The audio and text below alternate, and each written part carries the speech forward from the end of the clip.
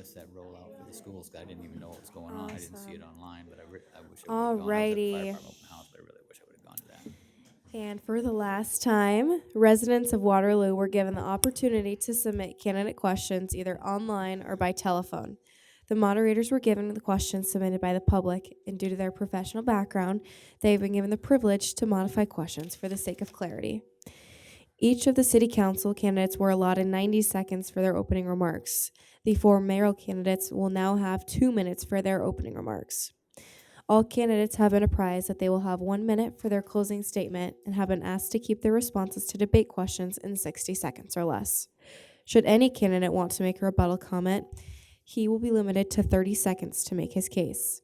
Moderators have their permission to stop rebuttal commentary if they feel the issue being discussed has been sufficiently aired. The timekeepers will apprise the candidates when they have 15 seconds left of their allotted time, and a red-colored stop sign will be displayed to apprise candidates that their time has expired. The last 45 minutes of tonight's debate will focus on the four candidates seeking the office of the Mayor of Waterloo. In alphabetical order, the four candidates are Dave Bozen, Matthew Gardner, Gary Hall, and Quentin Hart. Each candidate may give us a 2-minute or less opening remark, and then we'll turn the debate over to our moderators. Our opening remarks will go in alphabetical order. That is first with Dave, then Matthew, next is Gary, and finally Quentin. Dave, please begin. Thank you very much. First of all, I'd like to thank Allie Webster and the Northern Iowa Student Government, Women in Action, and the Cedar Falls Waterloo branch of the American Association of University Women for hosting the debate. Thank you very much. I'm Dave Boson. I'm running to be the next mayor of the city of Waterloo. I've dedicated 40 years of my life to the city I love. 28 years with Waterloo Fire Rescue, retiring as a battalion chief. 6 years with Waterloo Police Department, managing the property and evidence room, and the last 6 years as a city councilman. 4 years as a city councilman at large, and 2 years representing Ward 2 most recently. It's been said that I've been part of City Hall for the past 40 years, and that couldn't be farther from the truth. I will admit, for the past 6 years on council, yes, I have been part of City Hall, but I've devoted 34 years of my life to public safety and to the citizens of Waterloo. I have the knowledge and experience to hit the ground running as your new mayor January 1st. And as I knock on doors and I'm meeting with our tax-paying citizens, every person I spoke to told me the same thing: it's time for a change. My platform consists of fiscal common sense and budget reform, strong support for public safety, accountability and transparency, job-focused economic development, and building up our neighborhoods from within. I ask that you vote for Dave Boson on November 4th. Thank you.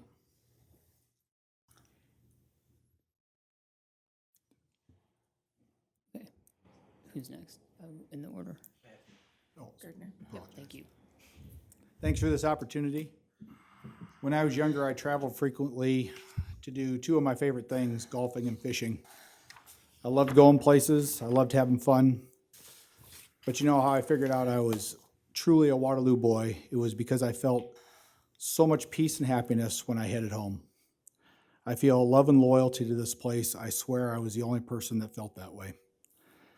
Now, when people ask me why I'm running for mayor, it's because I know where I belong. I want my kids and I want your kids to believe in Waterloo like I do. I felt a call to shelter the city I love from a tax and spend policy that is jeopardizing Waterloo's future. It is our responsibility to build a Waterloo that is here for generations to come. There are so many topics to discuss, it's a mind-numbing process. So the question I ask as many voters as I can, do you believe you are better off than you were 2 years ago? If your answer is yes, you have candidates that are 100% responsible for the current policies.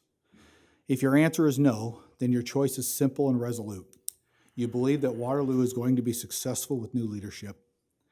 Here I am. I'm ready to serve Waterloo. Being different is a vote for the future. I ask for your trust, and I ask for the silent majority to get out to vote for common sense. Thank you. Mr. Hall. My name is Gary Hall. I'm running for mayor because I've lived in Waterloo for 60 years. I've seen changes in Waterloo, and it's time for another change. We need to make sure that the taxes in Waterloo don't get to the point where people can't afford to stay in their homes. And that's why I'm here, to represent the citizens of Waterloo. Mayor Hart. All right. Thank you, NISG, and all the sponsors of this important forum. I am Mayor Quentin Hart and proud to call Waterloo home. I am grateful to have this opportunity to discuss what we are for versus what we are only against. Since taking office, we've made historic infrastructure investments in our streets, roads, and bridges. We built the largest municipal telecom in the state called Waterloo Fiber and forged strong partnerships in housing, public safety, and recreation. We partnered with businesses and philanthropic organizations to rebuild parts of our community. These accomplishments have even come with the challenges across our nation, from the country shutting down from COVID, record flooding, civil and social unrest, national and state budget impacts, and tariffs. While some communities choose to retreat, we chose to plan, to build, and reinvest millions into a crumbling infrastructure that needed modernizing. So the choice is clear. Real tested leadership with a track record of accomplishment, or a negative platform based on regression anger with a focus on the past and no plan. I look forward to the conversations this evening. All right, thank you all. We have a series of questions for you, and so that we can keep track of things and rotate the order, we'll be calling on you based on the order that we were given when the debate information came into us. So, Mayor Hart, you will start this question, and then the rotation will follow after that will be Councilman Boson, Mr. Gardner, and Mr. Hall. So, Mayor Hart, you'll be the first to answer this question. And the first question for all of you is, can you describe your public service experience, including your engagement with local government, committees, or community advocacy, and how it prepares you for this office? My support for working together has started way before I was on city council. Formed a group called From the Heart, the Waterloo Home Enhancement Project, where we were able to fix up hundreds of houses for low-income, elderly, and physically disabled residents. I have been on probably every board from the NAACP to the United Way board. I have partnered with organizations, the National League of Cities, the Conference of Mayors. I am on several different boards for economic development. I am part of the Heartland Connect, which brings local government in tune with economic opportunity from across the world. I have been on city council for 8 years, and I've been mayor for 9 years, 10 months, 9 days, and 20 hours and 25 minutes. Mr. Boson.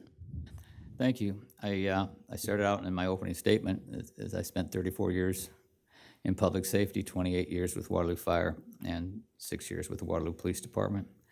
I also serve on the Leisure Services Commission, the Library Board, the Waterworks Board, Planning and Zoning Board of Adjustments, Blackhawk County Gaming, and Blackhawk County Emergency Management. And each one of these meet at least once a month.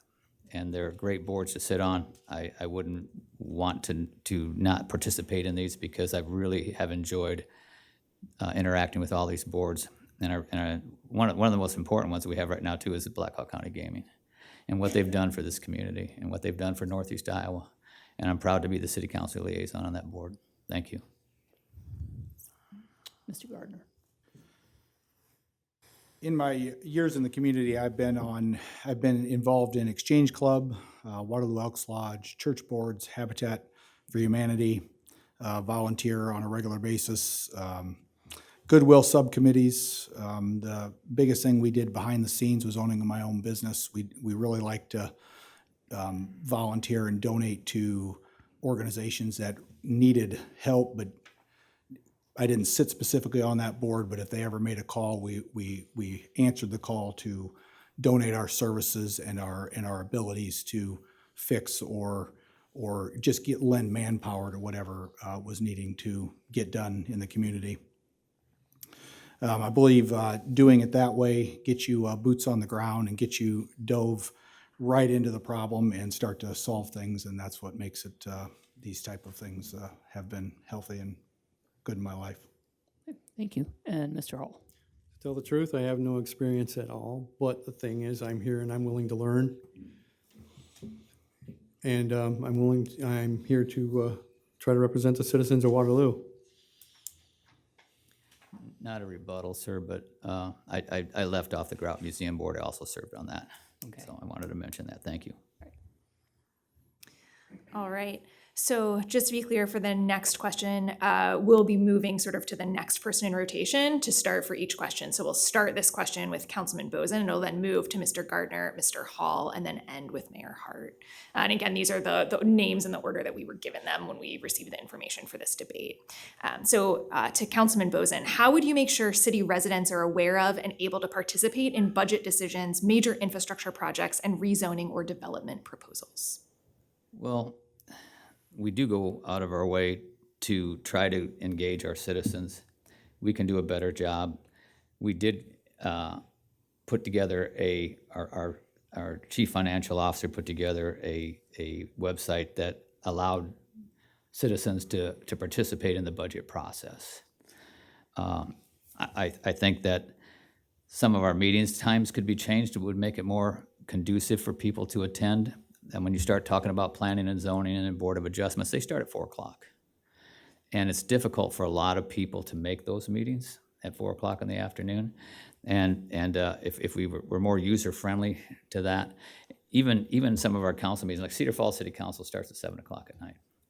But we start, sometimes our work sessions start at 3:30. And people can't attend those work sessions. They can watch them online afterwards, but they can't attend those work sessions because we start so early. So we could do some adjustments, but we are open. The public is allowed to speak at Planning and Zoning Board of Adjustments and all of these meetings when we have them. And my time is up. Thank you. All right. Mr. Gardner? My goal is to turn my Matt for Mayor platform into social access and being a social or a public platform for the citizens of Waterloo to be able to get regular correspondence out to the community so they know what's going on, and when we are able to release that information and get those agendas on that platform so we can let the public know as soon as possible so they can participate. Mr. Hall? To get mailings out. We get mailings out to people so that they understand what's going on and to be able to make those meetings. And not just rely on the internet, because a lot of older people in the town, they don't understand, they don't know how to operate the computers and things like that. But to get them the information they need in order to come down and take part in these meetings. All right. Mayor Hart? Number one, we have hundreds of residents that serve on community boards as liaisons for those boards. Number two, as mayor, I am on KGAN, WWL, I'm on KXEL. I am on all of the media outlets to make sure that we communicate what's happening. Our social media presence has tripled and quadrupled over the last couple years, and that doesn't just include my face, it also includes city staff talking about what they do every day. We have also put out Waterloo Wins, where we put out a yearly newsletter that goes out to all of our citizens within our community. I am everywhere that you can think of on social media, every platform, but just trying to get the word out across to our entire community. We have the Grow Cedar Valley meetings where we give an update. We do quarterly updates on our strategic goals and our strategic plan. We have within the last several years, been flying the W, which is our strategic goal number one. Okay. Starting with Mr. Gardner, what steps will you take to revitalize Waterloo's downtown and neighborhoods? Steps I would take to revitalize downtown Waterloo specifically would start with the 4th Street area. When we talk about sprinkling money around the community, it becomes very difficult to get a real effort going and sustainable and get the tip of the sword really driving into where we want to go. So we'd start with the 4th Street area, get boots on the ground, get the police walking the beat and letting people know that they're there and making everybody feel safe. And then we would get the city out of the way of deciding what businesses need to go downtown. One of the advantages to picking downtown is that it is cheap square footage. And so it might not be ideal for everything, but it becomes a good business place, a good place to start business and let business get down there in whatever form it is, and then let the retail businesses support the business-to-business activity in the downtown. Mr. Hall. Well, one of the things we need to do in downtown Waterloo is to reevaluate and to get people to get the image changed. A lot of people in Waterloo are afraid to go downtown at Waterloo at night. They won't go down there. They've told me that. They're afraid to go down there, and we need to get, to do that, we'd have to get more police presence down there to walk around, to make it a lot safer and get people that want to go downtown and during the night. Daytime, it's not a big deal, but at night, people don't want to go downtown Waterloo. Mayor Hart. All right. Since I started 10 years ago, we have continued to partner with organizations like the Waterloo Development Corp and Main Street Waterloo. Since I started, we have seen hundreds of downtown residents starting to live downtown, which is over 1,500. We've seen the Hawkeye Community College urban campus being built. We see a hard courts facility that's being built. We have had public-private partnerships to make sure that we can continue to build and reinvest in our downtown. We've also worked with some of our philanthropy to be able to help with some of the infrastructure things that are taking place downtown as Waterloo. We also, as our strategic goal, have what we call Power Up Downtown, and that is making sure that we continue to create programs and opportunities that are going to move our downtown forward in the future. And over the course of that time frame, we've seen hundreds of millions of dollars of reinvestment to our downtown corridor. And Councilman Bozen. Thank you. Our downtown is set to take off. I've been meeting with some developers, and and it hasn't come before the council yet, and we haven't got all the information, so I can't really speak to the specifics. But the downtown is going to transform in the next couple of years. It's going to be exciting. We're going to transform that corridor from Sullivan Park, or not Sullivan Park, but from Lincoln Park to the river, and that's just going to build and grow. I'm excited for what's going to be happening downtown, and we need a vibrant downtown to have a strong city. I don't feel unsafe going downtown at night. I would hope other people didn't either. We have a great downtown. You know, we've got good, strong partners, as the mayor said, with Waterloo Development Corporation, with JSA Development, who owns a large portion of the buildings downtown, and are working to revitalize the downtown and create a better environment for us. I can't wait for some of these things to come out, and you're going to be excited about it. That's all I can say. Thank you. One of the things about being in an elected capacity, it is about what you say and what you do. We had just worked the other night to make sure that we have the third largest brewery in the state of Iowa in our downtown. We have worked hard to make sure that we have livable units that are going in the Waterloo Courier building at where the old along the river, but we have to make sure that our words line up with the actions when it comes to our votes and making sure that we have a downtown that's moving forward. And I've been accused of not supporting some development agreements and not moving things forward. And a lot of that has to do with transparency and when we get the information. And we talked about that in the past, and I put a Facebook video out today about transparency. And when council gets the appropriate information, and the information doesn't change from the first meeting that we have until it hits the council agenda at the last minute, that's not transparency. And it doesn't give us the opportunity to ask questions. You know, thank you. Mr. Hall, Mr. Gardner, anything to add? No, not at this time. Okay. Our next question will start with Mr. Hall. How do you prioritize investment between new development and improving existing areas? Existing areas should take the priority over new development because we need to keep that, we need to keep those areas up and the infrastructure there work the way it should be. Great. Mayor Hart? Can you say that again? Sure. I'm trying to understand. Yeah. How do you prioritize investing between new development and improving existing areas? Well, I think it's a delicate balance because, one, we have areas of our community that has not progressed as quickly as other parts of our community.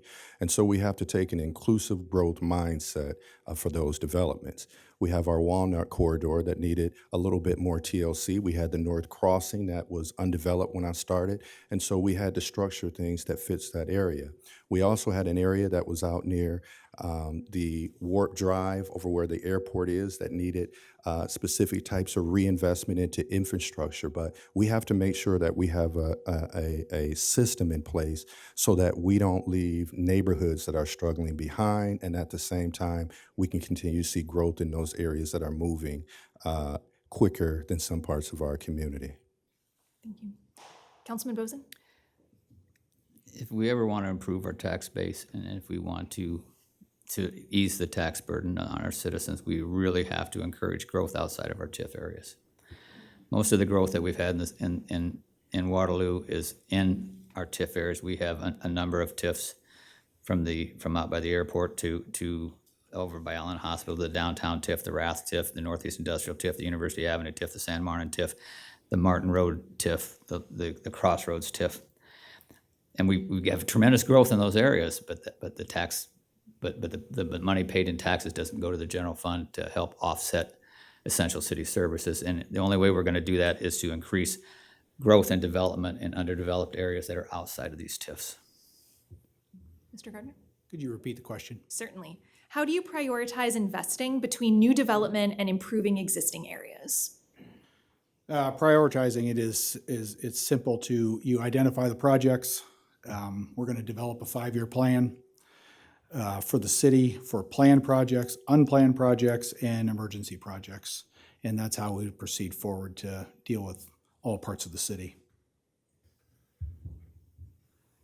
So when we're talking about planning overall for the city, you have to make sure that you have the correct infrastructure in place. TIF pays part of that infrastructure. If we didn't use TIF to do that, then we would have to bond for that money, which will take our indebtedness higher. Secondly, you have to work with entrepreneurs to try to put that infrastructure in because they're the ones that drive where things should go. So we have to have a careful mix of all of those things to make sure we're moving forward, we're listening to entrepreneurs, and we are making sure that those areas of high growth continue as well.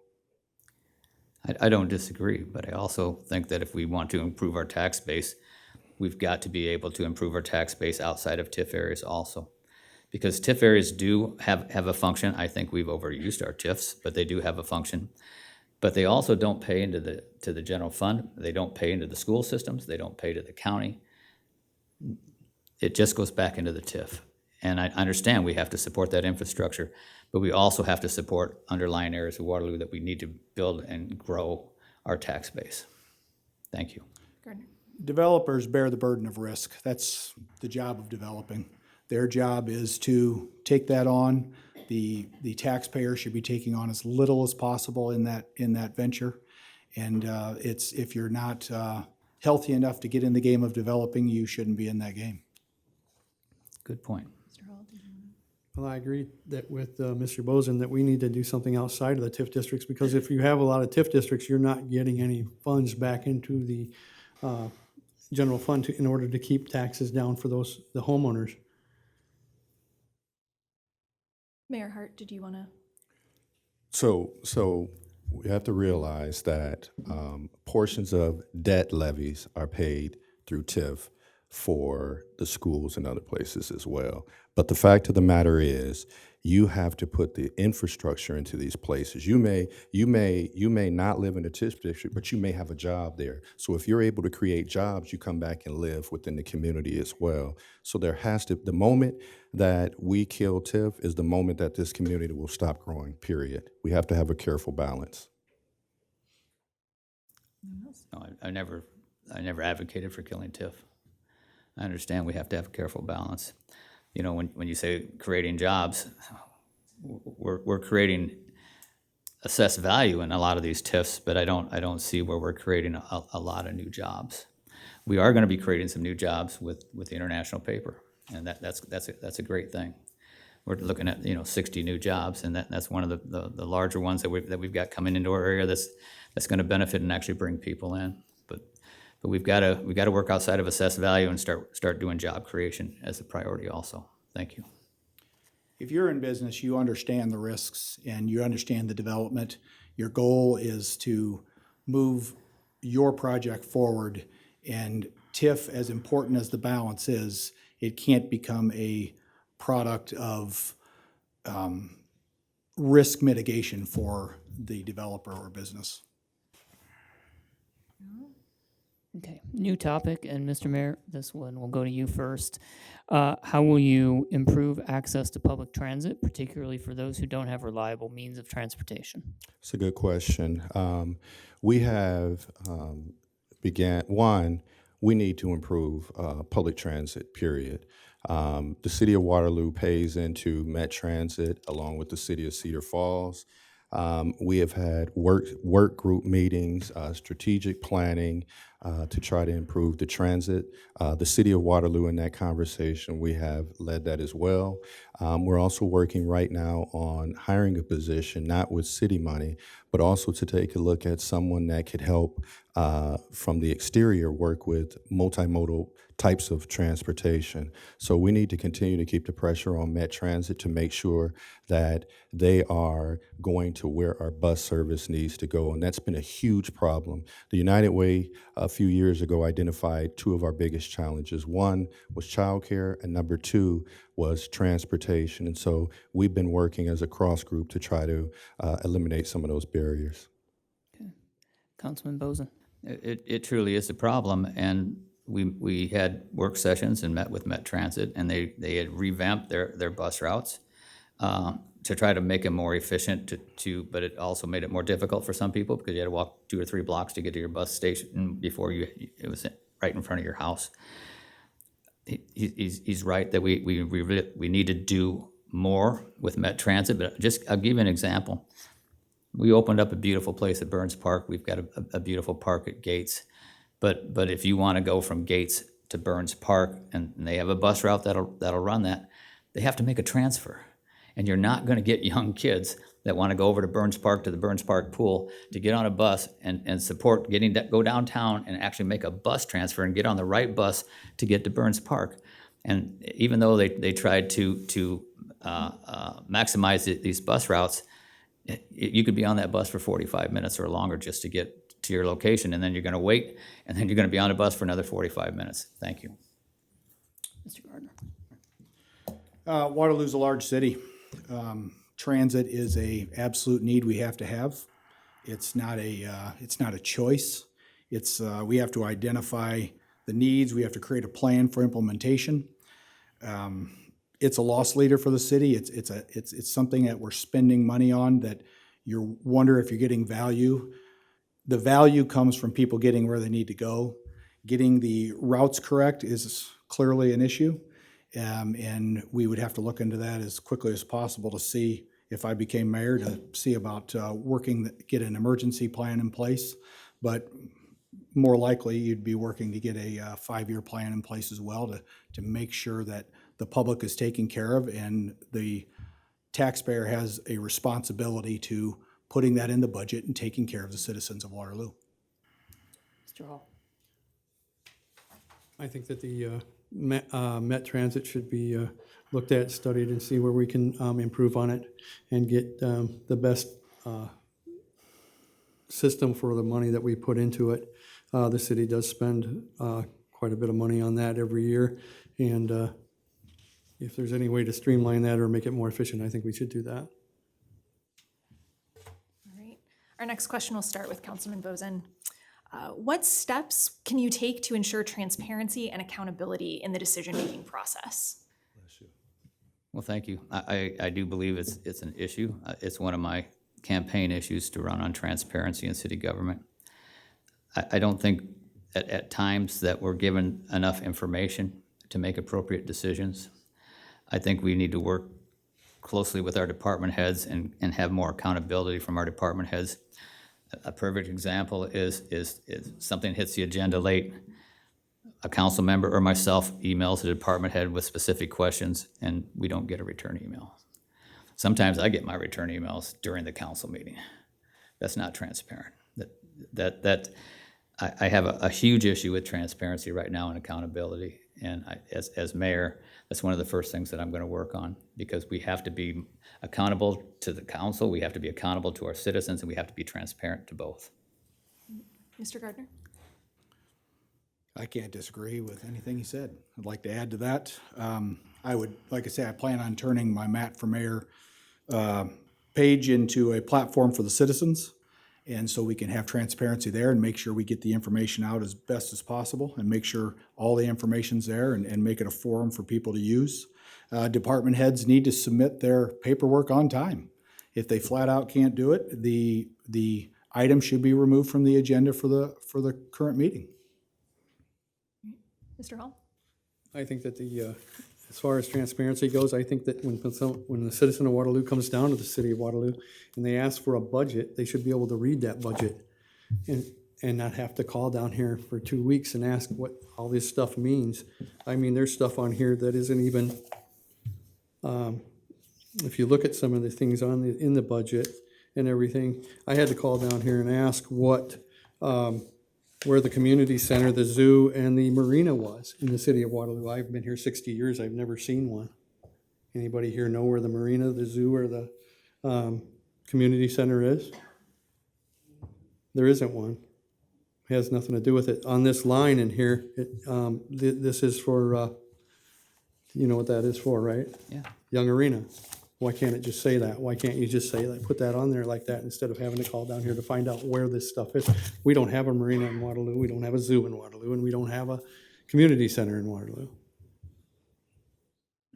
Mayor Hart?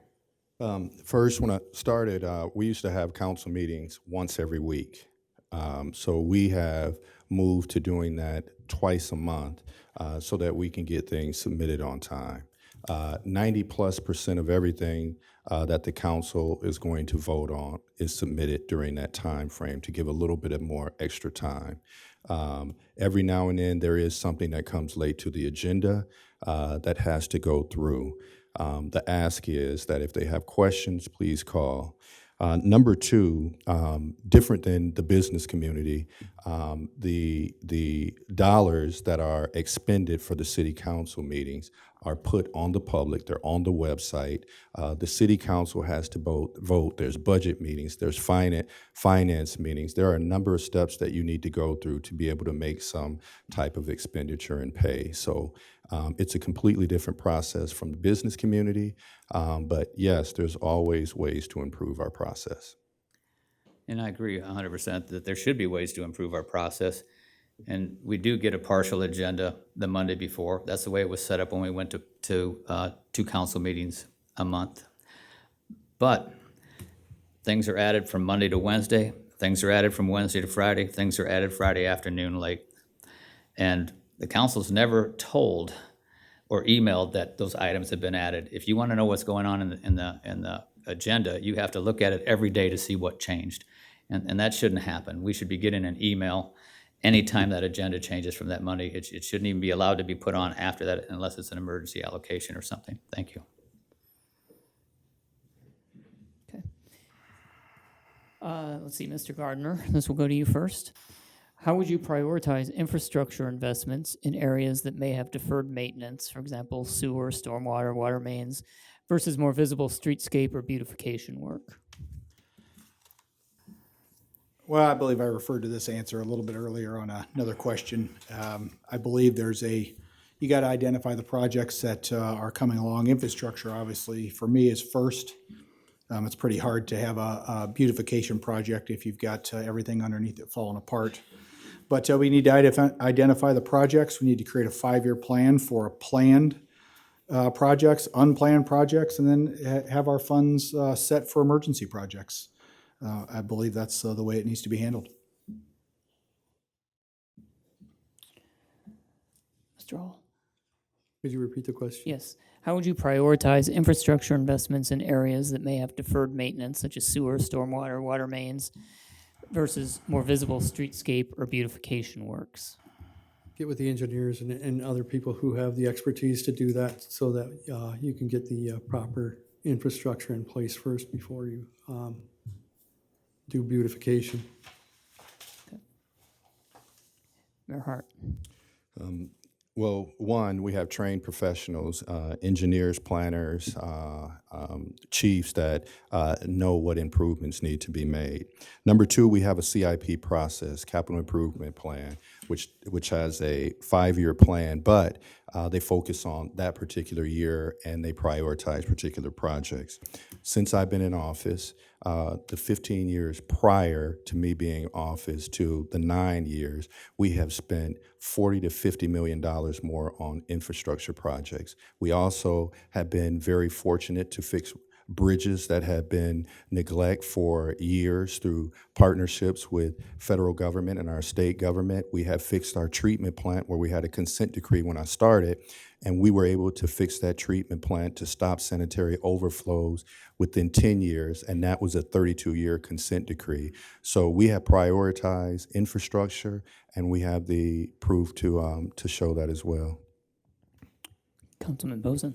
I would echo what the mayor said. We have trained professionals that are working on the priority of our infrastructure. Our sewer department, and with their consent decree, has done an incredible job, and they're working on areas of our community and building up that infrastructure also. It was brought up earlier today about, in one of the debates on the 20% local option sales tax going towards property tax relief and not towards the roads. But 20% of $13 million is $2.6 million, and we still are allowing $10 million to go to fix up our roads. Our city engineer stood right here at a city council meeting and says, I have to have $10 million to fix these roads up. In the past, we used to divide up, every ward got the same amount of money for road reconstruction or asphalt overlays. And now what we've done is change that, and we're prioritizing the areas that need to be done first, and I think that's first and foremost what we should be doing. Thank you. To add to Mr. Bozen's point too, one of the things that we made sure we did is to buy equipment so that we can do some of these projects in-house with some of the trained professionals that we have in some of our departments as well. Again, and not only are we buying this specialized equipment, is that we're hiring people away from the companies that were doing those projects and are doing them for us now. So we are maximizing our road use tax, we're maximizing our local option sales tax, and we've got, our city employees are doing more with less.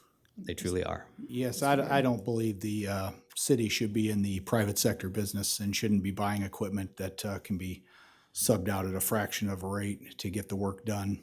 I just think that's just focusing on bigger government instead of smaller government. The city of Waterloo this past year had a record number of permit value, over 304 million. There were more than 2,000 jobs that were contracting jobs, that were workers in private industry that were able to take advantage of that, whether it was projects with construction, whether it was projects with plumbing, but we had over 2,000 jobs that were created for contracting services and businesses with that 304 million. Does that specifically address the city workers that we're hiring to handle the work that the public apparently can't handle? I don't take questions from candidates, but Perfect.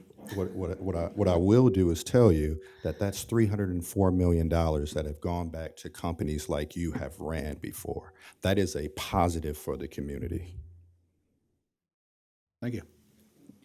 All right, this will be our last question before we head to closing statements. This will start with Mr. Hall. What are your top 2 to 3 priorities if elected, and what concrete steps would you take in your first year to begin addressing them? I think that the Cedar River has been an asset to the city, is a city asset, and it hasn't been really addressed in a way of recreation to the point where we should.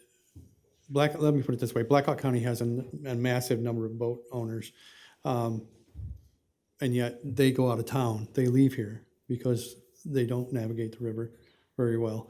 We need to get something done with the river. Also, the east side of town, they have no grocery stores on the east side of town. It's almost as though they've been forgotten over there.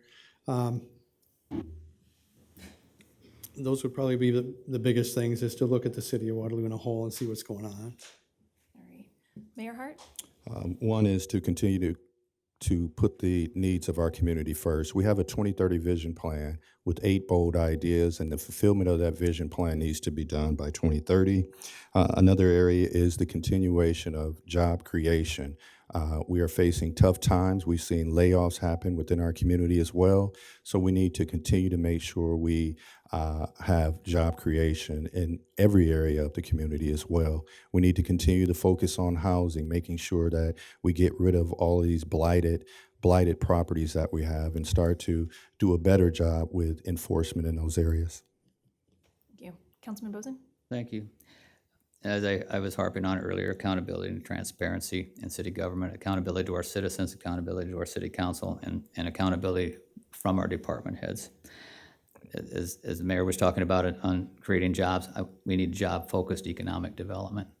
I would like to see economic development incentives more weighted towards job creation than just assessed value. And then building up our neighborhoods from within, because if we ever want to increase our tax base, we've got to build up all of our neighborhoods from within, not just on the southwest portion of Waterloo, but all of Waterloo. And we're working closely with a lot of good organizations, and I can't speak highly enough about Habitat for Humanity and what they're doing in our community and for building these neighborhoods up from within and giving people the opportunity for home ownership. It's an exciting time for some areas of Waterloo, the Church Row area, the Walnut area, and other areas that Habitat is branching out into. I'm really excited to work and partner with them in the future. Thank you. Mr. Gardner? Could you repeat the question? Certainly.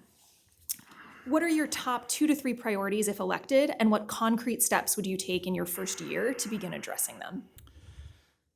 Well, my goals in the first year: lower taxes, stabilize spending, make sure our streets are safe, restore our city pride, make sure as our business and growth is moving forward that the mayor is the top salesman of the city and make sure he's going out and getting these people, getting these businesses that we do have the opportunity to get, to make sure they actually land here and stay here and bring jobs here.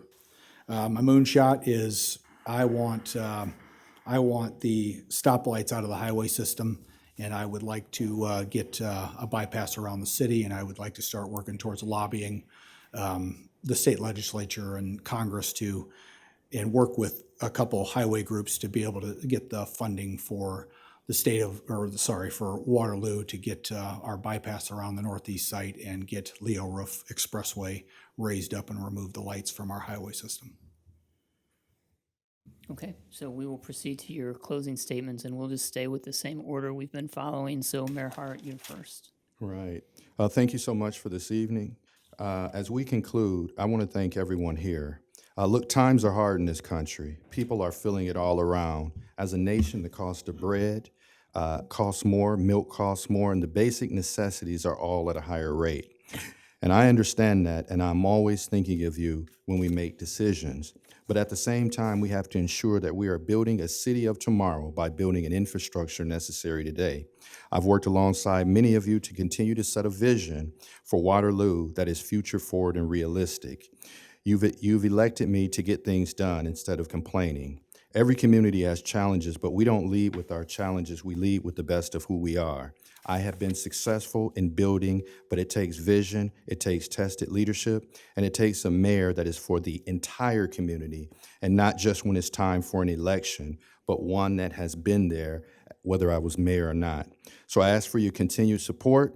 Thank you, and vote Mayor Hart. Councilman Bozen. Thank you. Again, I'd like to thank our moderators tonight for your time, and our timekeeper, the Northern Iowa Student Government, Women in Action, and the Cedar Falls Waterloo branch of American Association of University Women for hosting this debate.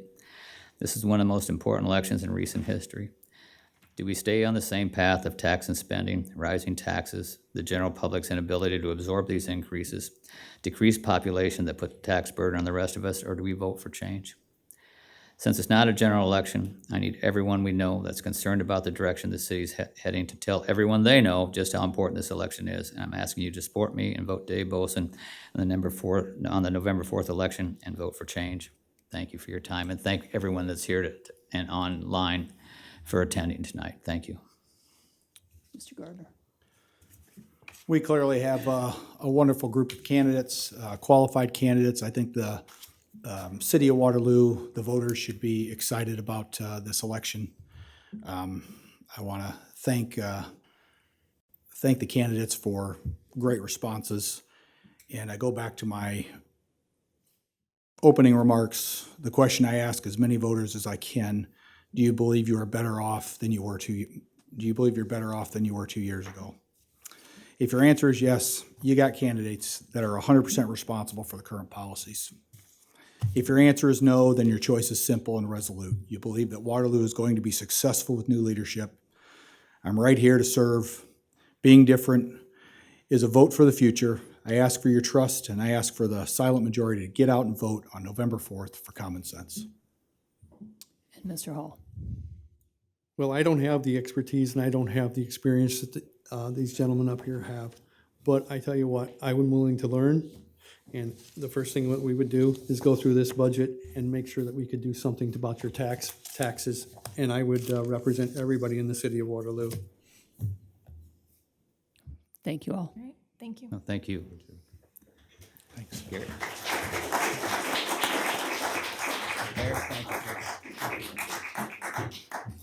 Thanks for your time. Thanks for coming. Alrighty, I'd like to thank the 12 candidates seeking the 5 different offices for the city of Waterloo and for participating in tonight's debate. Best wishes are extended to you on Tuesday, November 4th, which is Election Day. I want to encourage all registered voters who reside in Waterloo to exercise your right to vote, which is quite a privilege that's extended to us in our democracy. As a representative of the Northern Iowa student government, I extend my thanks to the 2 nonpartisan organizations who helped sponsor this debate, namely Women of Action and Cedar Falls Waterloo branch of the American Association of University Women. I'm also appreciative of Dr. Allison Rank and Dr. Scott Peters, both professors at UNI, for being our debate moderators. And thank you to our timekeepers, Gabriel Salazar and Dr. Steve Corbin. We would not be able to conduct this debate without the assistance of citizens who submitted questions to be asked of our candidates. Thank you for your civic involvement. And finally, the technical assistance received from Waterloo's Community Public Access Television to air this debate is greatly appreciated. Thank you. Once again, I encourage all registered voters to vote on Tuesday, November 4th, as to you who would prefer to be your representatives of the city of Waterloo. This concludes the debate broadcast. Good night.